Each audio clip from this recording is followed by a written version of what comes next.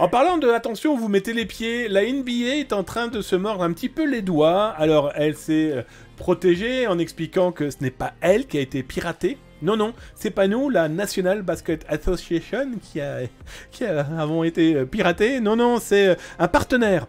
Alors, ils ne disent pas quel est ce partenaire, ils ne disent pas quand a eu lieu le piratage, et surtout, ils ne disent pas véritablement ce qui a pu être volé. Toujours est-il qu'ils expliquent que l'enquête est toujours en cours, que des données ont été exfiltrées, mais on ne sait pas encore véritablement quoi. Bon, je vais être très clair avec vous, la NBA est en train de contacter toutes les personnes qui ont été potentiellement impactées par cette fuite de données, en tout cas par cette infiltration et exfiltration, donc d'informations personnelles. Bon, voilà, c'est intéressant parce que on oublie aussi mais des grosses associations, mais aussi les petites associations sportives, mais quelles qu'elles soient d'ailleurs. Les pirates informatiques, eux, leur intérêt, c'est la donnée, hein, soyons très clairs.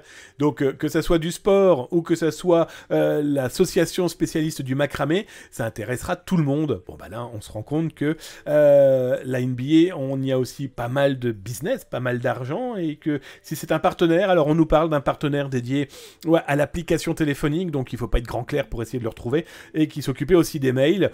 Bon, normalement, il ne devrait pas y avoir de données financières, pardon, dans ce qui a pu être volé par les pirates.